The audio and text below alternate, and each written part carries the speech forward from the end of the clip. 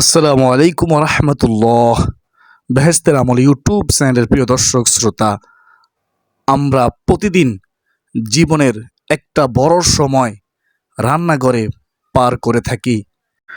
বিশেষ করে আমাদের মা বোনেরা ঘন্টার পর ঘন্টা চুলার পাশে দাঁড়িয়ে খাবার তৈরি করেন, কিন্তু আপনি কি জানেন, একটু সচেতন হলে এই রান্নাঘরের প্রতিটি মুহূর্তকে আপনি অসামান্য সওয়াব এবং ইবাদতে বদলে দিতে পারেন। আপনার আমলনামায় নেকি দ্বারা ভরপুর হয়ে যাবে। আপনি রান্না করবেন, রান্না করার পর এই রান্না যারা যারা বক্ষণ করবে, যারা যারা ইবাদত করবে, তারা ইবাদত করলে যে সওয়াব পাবে, আপনিও সমপরিমাণ সওয়াব পাবেন যদি আপনার সহি নিয়ত থাকে।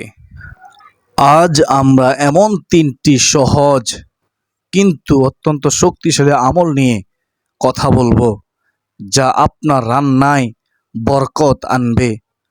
রান্না খেয়ে সবাই তৃপ্তি পাবে, সবাই আপনাকে ভালোবাসবে, সম্মান করবে এবং আপনার আমলনামাকে সওয়াবে ভরিয়ে দিবে। সুবহানাল্লাহ।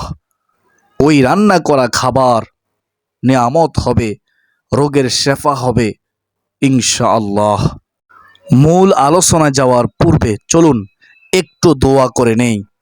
হে মহান দয়ালু প্রেমময় আল্লাহ, যে মহিলা মা বোনেরা আজকের এই গুরুত্বপূর্ণ আলোচনা শুনবে এবং এখান থেকে তিনটি আমল শিখে রান্নাঘরে করার চেষ্টা করবে, আল্লাহ সকলকে তুমি তোমার খাঁটি বান্দি হিসেবে কবুল করো।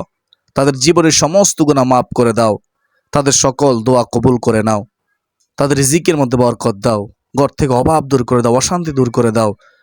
সকলে বলি আল্লাহুম্মা আমিন। 40 জন আমিন বললে অবশ্যই দোয়া কবুল হবে। কমেন্টে আমিন লিখুন এবং ইসলাম প্রচারে সহযোগিতা করুন। ভিডিওতে একটি লাইক করে দিন। বেহেশতের আমল ইউটিউব চ্যানেলের সুপ্রিয় দর্শক, তাহলে চলুন শুরু করা যাক। আমাদের প্রথম আমলটি শুরু হয় রান্নাঘরে প্রবেশ করার মুহূর্ত থেকেই, প্রবেশ করার মাধ্যমে। সেটি হলো সঠিক নিয়ত এবং বিসমিল্লাহ বলে রান্নাঘরে সালাম দিয়ে প্রবেশ করা। আপনি রান্নাঘরে প্রবেশের পূর্বে যদি পারেন অজু করে নেবেন। অজু অবস্থা যতক্ষণ থাকবেন, রহমতের ফেরেশতা আপনার জন্য দোয়া করবে। তো অজু করতে পারলে ভালো, পবিত্র হয়ে আপনি রান্নাঘরে প্রবেশ করবেন। তো নিয়ত করবেন, আল্লাহকে সন্তুষ্টি করার জন্য আমি এই রান্নার কার্যক্রমগুলো করব ইনশাআল্লাহ। এবং আপনি আসসালামু আলাইকুম রহমতুল্লাহ বলে তারপরে বিসমিল্লাহ বলে ডান পা দিয়ে রান্নাঘরে প্রবেশ করবেন। আপনি কেন নিয়ত করে রান্নাঘরে প্রবেশ করবেন, কেন আপনি বিসমিল্লাহ বলে রান্নাঘরে প্রবেশ করবেন, একটু শুনেন। রাসূলুল্লাহ সাল্লাল্লাহু আলাইহি ওয়াসাল্লাম বলেছেন, কাজের সফলতা নিয়তের উপর নির্ভরশীল। ইন্নামাল আমালু বিন্নিয়াত, বুখারী শরীফের প্রথম হাদিস। আপনি যখন রান্না করতে যাচ্ছেন, রান্না করবেন, নিয়ত করেছেন, ইচ্ছা করেছেন, তখন মনে মনে নিয়ত করুন, আমি আমার পরিবারের সদস্যদের পুষ্টি ও শক্তির জন্য রান্না করতেছি, যেন তারা সুস্থ শরীরে মহান আল্লাহ তাআলার ইবাদত করতে পারে। এই নিয়ত করে আপনি রান্নাঘরে প্রবেশ করবেন, রান্না করবেন। আর এগুলো কার খুশির জন্য করবেন? একমাত্র লিল্লাহি, আল্লাহর জন্য, আল্লাহকে খুশি করার জন্য করবেন ইনশাআল্লাহ। প্রিয় দর্শক, শুধু এই একটি নিয়তের কারণে আপনার রান্নার পুরো সময়টা ইবাদত হিসেবে গণ্য হবে। সুবহানাল্লাহি ওয়া বিহামদিহি সুবহানাল্লাহিল আযীম। এরপর প্রতিটি কাজ শুরু করার আগে, যেমন তরকারি কাটা, চাল ধোয়া বা চুলা জ্বালানোর সময় মুখে বলুন বিসমিল্লাহ, আল্লাহর নামে শুরু করছি। আপনি যখন তরকারি কুটবেন তার পূর্বে বিসমিল্লাহ বলবেন। আপনি যখন চাল ধৌত করবেন তখন চাল দেওয়ার পূর্বে বিসমিল্লাহ বলবেন। চুলা জ্বালানোর পূর্বে বিসমিল্লাহ বলবেন।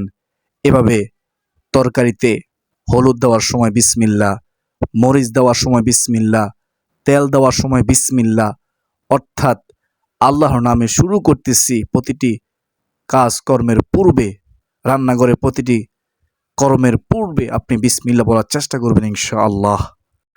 হাদিসে এসেছে যে কাজে বিসমিল্লাহ বলা হয় না তাতে বরকত থাকে না।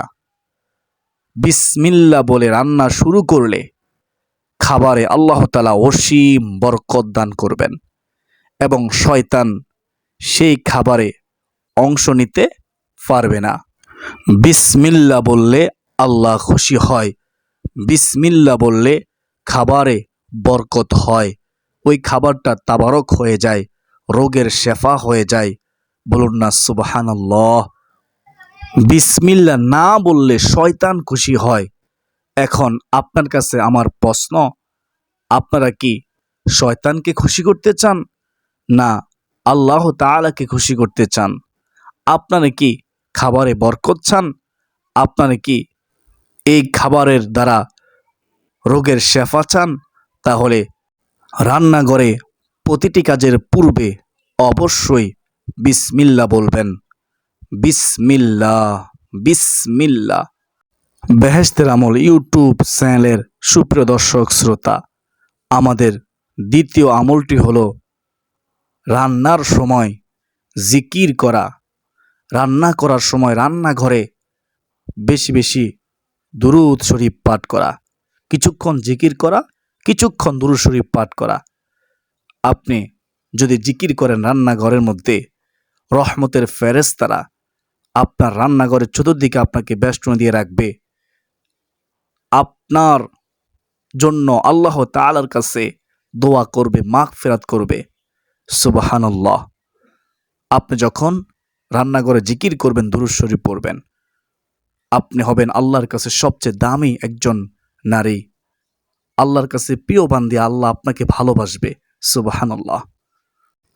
রান্না করার সময় আমাদের হাত ও চোখ ব্যস্ত থাকলেও আমাদের মুখ এবং মন কিন্তু একদম ফ্রি থাকে, কোনো ব্যস্ত থাকে না। মুখ দিয়ে তো আমরা কোনো কাজ করি না, আমরা হাত দিয়ে কাজ করি। এই সময়টা অলসভাবে পার না করে বা দুনিয়াবি চিন্তা না করে আমরা আল্লাহর জিকির করতে পারি। অনেকে রান্নাঘরে মোবাইলে গান দিয়ে দেন, অডিও শুনেন। অনেকে দেখা যায় গান শুনতে শুনতে রান্নাঘরে রান্না করেন। এরকমটা করবেন না, শয়তান খুশি হয়, আল্লাহ রাগ করে। রান্নাঘরে আপনি মোবাইলে কোরআন তেলাওয়াত চালু করে রাখতে পারেন অথবা ওয়াজ চালু করে রাখতে পারেন। আপনি রান্নাঘরে গজল চালু করে রাখতে পারেন। রান্নাঘরে যদি আপনি অডিও গান চালু করে গান শুনেন আর রান্না করেন, তাহলে আপনি দুনিয়াবি কল্যাণ পাবেন না। শয়তানকে আপনি খুশি করলেন। এই রান্না করে আপনি যে সওয়াব পাওয়ার কথা সে সওয়াব পাবেন না। তো সতর্ক হন, রান্নাঘরে এরকম কাজটা করবেন না। রান্নাঘরে জিকির করুন, রান্নাঘরে দুরূদ শরীফ পড়ুন। রান্নাঘরে আপনি মোবাইলে যদি আপনি অডিও দেন, তাহলে গজল দেন, ওয়াজ দেন, কোরআন তেলাওয়াত দেন, তাহলে ওই রান্নাঘরটা হবে জান্নাতের টুকরা। সুবহানাল্লাহ। আপনি যে জিকির করবেন, কি জিকির করবেন শুনেন। যেমন আপনি যখন তরকারি নাড়তেছেন বা পিঠা বানাচ্ছেন বা ভাত রান্না করতেছেন, তখন মনে মনে বা নিচু স্বরে পড়তে পারেন এভাবে: সুবহানাল্লাহ, আলহামদুলিল্লাহ, আল্লাহু আকবার, সুবহানাল্লাহ ওয়ালহামদুলিল্লাহ ওয়ালা ইলাহা ইল্লাল্লাহু আল্লাহু আকবার। এই জিকিরগুলো করতে পারেন এবং দোয়া পড়তে পারেন, ইস্তিগফারের দোয়া, আস্তাগফিরুল্লাহ আস্তাগফিরুল্লাহ আস্তাগফিরুল্লাহ আস্তাগফিরুল্লাহ। সুবহানাল্লাহ অর্থ কি? আল্লাহ পবিত্র। আলহামদুলিল্লাহ অর্থ কি? সব প্রশংসা আল্লাহ তাআলার জন্য। আল্লাহু আকবার অর্থ কি? আল্লাহ মহান। লা ইলাহা ইল্লাল্লাহ অর্থ কি? আল্লাহ তাআলা ছাড়া কোনো ইলাহা নেই, কোনো উপাস্য নেই। আর আস্তাগফিরুল্লাহ অর্থ কি? আমি আল্লাহর ক্ষমা প্রার্থনা করতেছি। এভাবে আপনারা আল্লাহ তাআলার গুণগান প্রশংসা করবেন, আল্লাহ তাআলার শ্রেষ্ঠত্ব ঘোষণা করবেন, আল্লাহ তাআলার পবিত্রতা ঘোষণা করবেন এবং আল্লাহর কাছে ক্ষমা চাইবেন। আপনি যদি সুবহানাল্লাহ একবার বলেন মন থেকে, আপনি কি জানেন এর ফজিলত কি? সুবহানাল্লাহ একবার বললে আসমান ও জমিনের মধ্যবর্তী যত ফাঁকা জায়গা রয়েছে, এই ফাঁকা জায়গাকে আল্লাহ তাআলা নেকি দ্বারা ভরপুর করে দেন। সুবহানাল্লাহ। ও মহিলা মা বোনেরা, রান্নাঘরে জবানটাকে কাজে লাগান, সুবহানাল্লাহ পড়ুন বেশি বেশি করে। আলহামদুলিল্লাহ যদি আপনি বেশি বেশি করে পড়েন, মনে রাখবেন আল্লাহ আপনার নিয়ামত বাড়িয়ে দিবে। অসুস্থ হলে আল্লাহ আপনাকে সুস্থতা জীবন দান করবে, আপনার সকল অভাব দূর করে দিবে আল্লাহ তাআলার প্রশংসা করলে। আপনি যখন আল্লাহু আকবার এই জিকিরটি করবেন, আল্লাহ আপনার জিম্মাদার হবে, দুনিয়া ও আখিরাতের কোনো ভয় আপনার থাকবে না ইনশাআল্লাহ। আপনি যখন লা ইলাহা ইল্লাল্লাহ, লা ইলাহা ইল্লাল্লাহ এই কালিমার জিকির করবেন রান্নাঘরে বসে বসে, বিভিন্ন কাজ করার সময় মুখে মুখে জবানে যদি আপনি লা ইলাহা ইল্লাল্লাহ জারি রাখেন, মনে রাখবেন আপনি যখন রান্নাঘরে বসে লা ইলাহা ইল্লাল্লাহ একবার বলবেন, সাথে সাথে এই লা ইলাহা ইল্লাল্লাহ শব্দটি সাত আসমান পাড়ি দিয়ে আরশ মহল্লায় গিয়ে আরশের খুঁটি ধরে নাড়তে থাকবে। তখন আল্লাহ তাআলা বলবেন, ও আরশের খুঁটি তুমি কেন কাঁপো? আরশের খুঁটি বলবে, ওগো মালিক আল্লাহ, দুনিয়ার অমুক বান্দা অমুক বান্দি সে রান্নাঘরে বসে বসে এ লা ইলাহা ইল্লাল্লাহ পড়েছে, তাই আমি কাঁপতেছি। আল্লাহ বলবেন, ও আরশের খুঁটি তুমি কাঁপা বন্ধ করে দাও। ওই খুঁটি বলবে, আল্লাহ আমি কাঁপা থামাতে পারবো না, আপনি যতক্ষণ না পর্যন্ত ওই বান্দাকে ওই বান্দিকে ক্ষমা না করবেন। তো আল্লাহ তাআলার সাথে সাথে আল্লাহ তাআলা তাকে ক্ষমা করে দেন। বলুন না সুবহানাল্লাহ। যে ব্যক্তি বেশি বেশি লা ইলাহা ইল্লাল্লাহ জিকির করবে, মৃত্যুর সময় তার জবানে কালিমা জারি থাকবে। সুবহানাল্লাহ। এই চারটি জিকির জিহ্বায় উচ্চারণে সহজ, কিন্তু মিজানে ফাল্লা অনেক বেশি ভারী হবে। দুনিয়া এবং দুনিয়ার মধ্যে যাহা কিছু আছে তার চেয়েও দামি হচ্ছে চারটি বাক্য। সুবহানাল্লাহ। নবীজি সাল্লাল্লাহু আলাইহি ওয়াসাল্লাম বলেন, আমার কাছে চারটি বাক্য অত্যন্ত প্রিয়। কেউ যদি এই চারটি বাক্য পাঠ করে, তেলাওয়াত করে, তাহলে মহান আল্লাহ তাআলা তার জীবনের সমস্ত গুনাহ মাফ করে দেন। লম্বা হাদিসের মধ্যে আছে যে আল্লাহ রাসূল সাল্লাল্লাহু আলাইহি ওয়াসাল্লাম শীতকালে একটি গাছের ঢাল ধরে জাকি দিলেন, প্রথমবার কোনো পাতা পড়ল না, দ্বিতীয়বার আবার জাকি দিলেন, ওই গাছ থেকে কোনো পাতা পড়ল না, তৃতীয়বার যখন গাছটি জারি দিলেন, ওই গাছ থেকে অনেকগুলো পাতা পড়ল। তখন রাসূলুল্লাহ সাল্লাল্লাহু আলাইহি ওয়াসাল্লাম বলেন, তোমরা শুনো, শীতকালে যেভাবে গাছের পাতা ঝরে যায়, ঠিক আমার উম্মত যদি এই চারটি বাক্য পাঠ করে, সুবহানাল্লাহ আলহামদুলিল্লাহ ওয়ালা ইলাহা ইল্লাল্লাহু আল্লাহু আকবার, তার জীবনের গুনাহগুলো এভাবে ঝরে যায়। কি বুঝতে পারলেন? আমরা নিষ্পাপ হয়ে যাব।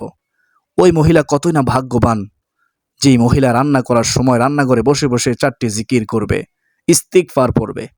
আস্তাগফিরুল্লাহ পড়লে তো অসংখ্য উপকারিতা রয়েছে। আস্তাগফিরুল্লাহ পড়লে আল্লাহ ওয়াদা করেছেন জীবনে গুনাহ ক্ষমা করবেন। আস্তাগফিরুল্লাহ পড়লে আল্লাহ ওয়াদা করেছেন উপকারী বৃষ্টি দিবেন। আস্তাগফিরুল্লাহ পড়লে আল্লাহ ওয়াদা করেছেন সন্তানের প্রয়োজন হলে সন্তান দিবেন। বেশি বেশি ইস্তিগফার পড়লে এমন উৎসতে রিজিক আসবে যা আপনি কখনো কল্পনাও করেননি, এমনটা হাদিসের মধ্যে রয়েছে। কোরআন হাদিস দ্বারা প্রমাণিত শক্তিশালী আমল ইস্তিগফারের আমল। আমি সংক্ষেপে বলেছি।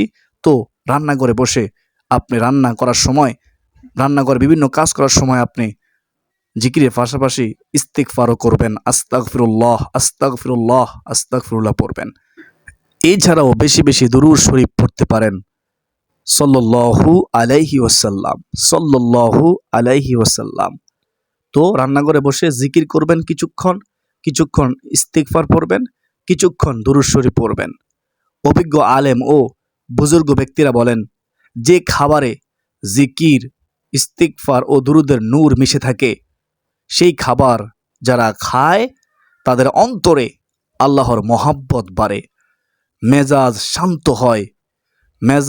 শান্ত হয় এবং পরিবারের মধ্যে ভালোবাসা বৃদ্ধি পায়। তাই রান্নার সময়টিকে জিকিরের মজলিস বানিয়ে ফেলুন। ওই রান্নাঘরে বেশি বেশি জিকির করুন। আল্লাহ আমাদের সবাইকে রান্নাঘরে জিকির করা, দুরূদ শরীফ পড়ার, ইস্তিগফার পড়া তৌফিক দান করুন, আমিন। শয়তানের ধোঁকায় পড়বেন না, অডিও গান শুনবেন না, মোবাইলের মাধ্যমে রান্না করবেন না, অডিও গান শুনবেন, তাহলে বরকত পাবেন না, রহমত পাবেন না, মনে রাখবেন। বেহেশতের আমল ইউটিউব চ্যানেলের প্রিয় দর্শক শ্রোতা, আমাদের তৃতীয় এবং অত্যন্ত গুরুত্বপূর্ণ আমলটি হলো, 3 নম্বর আমলটি হলো রান্নাঘরে অপচয় না করা এবং আল্লাহর শুকরিয়া আদায় করা।